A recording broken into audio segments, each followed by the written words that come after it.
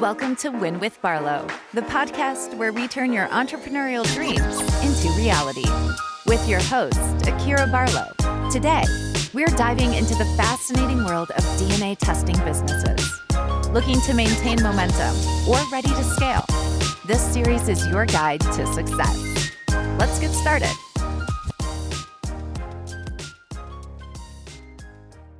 Hey cousins, and welcome back. Welcome to audio session. I think this is number 7. So welcome to session number 7. And it's your girl. You already know the drill. It's your girl, Akira Barlow. You already know I'm here. I'm talking about, being successful in the DNA testing world, starting a mobile lab. That's what I do. That's what we talk about over here on this channel, just being successful. Today, I want to dive into why many people fail, like why most people just can't get this thing off the ground. So that's what I want to get into today. Be sure you like, make sure you comment if it resonates with you. If you're new here, be sure that you subscribe to the channel. Also, follow me on Instagram. Win with Barlow is the handle. It's in the description box. So make sure you do that for your girl, okay? So yes, and let's get right into it. Why do so many people fail? A lot of people they're seeing this business on Instagram, they're seeing it on TikTok, and it's like, dang, I want to do that. Akira, you make this thing look so freaking easy, girl. I want to make some of that money too, right? And I'm also looking for something that I feel like I don't have to spend a lot of money on getting started. So let's get into it.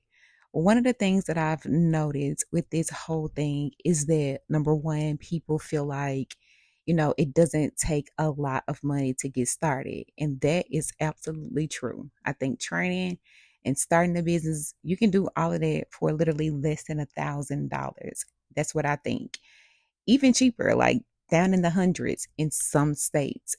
I definitely think it's a very, affordable, low startup kind of business. But I also think one misconception about this thing is that you're not going to have to spend any money outside of that. And I think me and maybe a few other content creators in this space, we've made it seem as if it is that easy, right? That you can just start, you can just do it, and you really can. However, there are some marketing strategies that is just going to require a little bit of money. That's just the reality of any business. You gotta spend a little money to make some money. That's just what it is. And yes, things can get expensive, right? Especially when you start getting into your bandit signs, you're getting into your printed material. You may be looking into some digital marketing, maybe like some digital billboards, or maybe even a radio ad. Like all of those things may be on your radar. But yes, those things do start to add up. So if you're looking to not spend any money whatsoever, then you're going to have to literally rely on social media and maybe cold calling and email marketing to make this work. But outside of those 3 strategies, you may have to spend a little bit of money and, be resourceful and be strategic. Make sure you are keeping, track of things and strategies that are working and things that are not. And you also have to give things time.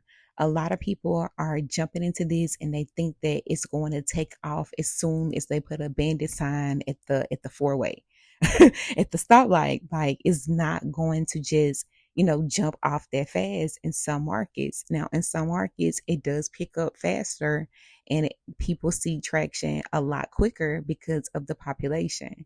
It also goes back to what your marketing looks like. I'm going to do another audio lesson on just marketing in general, but think about what you're putting out. Does it really get, people's attention? Does it really resonate with your market? Does it really resonate with your target audience? And if you don't have an audience, if you don't know, what your market likes, you may have to try a few things out to kind of figure out, what do they do like? What do they respond more to when it comes to, building traction and, getting those leads? So it's very important to understand that you may have to spend a little bit of money to execute some of these strategies. And if you don't have the capital, then you got to go much, much harder. And you're going to have to really rely heavily on some of those things that you can do that doesn't, require, any money to do. I'm also noticing that people think that this is not a business that requires, that administration work. I think people think that, hey, I'm going to put a sign out, I'm going to drop a couple flyers off at the local WIC office, and that's going to be enough. But this business is just like any other business. If you're serious about it and if you're really trying to make it your bread and butter, if you're trying to replace your 9 to 5, if you're really trying to build a legacy with it, then you're going to have to do some back end work. Now, on the flip side of that, if you're just kind of trying to supplement, your 9 to 5 income, and or if you already offer, other services, or if you have a business that does other things, then maybe you don't have to go so hard. But if you're trying to really make this thing your thing, then you're going to have to spend some time behind the scenes doing some administration work. And that may look like, making some calls to some potential partners. That may look like sending out emails, building your social media pages, and creating content. It's going to look like a normal, regular business. It's not just an immediate thing that's going to take off because you made one call to an attorney or you posted one, Facebook post. It's not going to do that. You got to spend some time building a business routine and deciding, hey, what does my Monday look like? Okay, this is what I'm going to set in stone. What does Tuesday look like? Okay, Wednesdays, I'm going to focus on my partnerships and I'm going to get out, make some calls. On Thursdays, I'm going to focus on content creating and creating all of my posts for my social media pages. So create a business routine. That's relatively crucial. And I think a lot of people are not taking this business as serious on that note. So they're not seeing a lot of success with their business. I'm also realizing that people are not really supplementing their education on DNA testing. And because of that, it decreases your momentum. That's what I think. When I started this business, baby, I was hungry. I was hungry. I was reading, I was researching. I set up some Google alerts for the word DNA testing. So anything that came out about it, it would, hit my email. Like I literally was focused on learning as much as I could. I was calling the labs. I was asking how processes work. I was on their websites. I was reading their blogs. Like I literally was doing everything I potentially could to supplement what the training class had gave me. The training class was very basic information just about the process itself. So it didn't really give me a lot of like background information. So I was going through, I was looking at the other type of tests.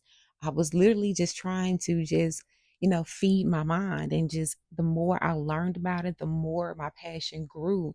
And the more passionate I became about it, the more dollars the business started to make because I was pumping out the content, I was making my calls, I was showing up for the business.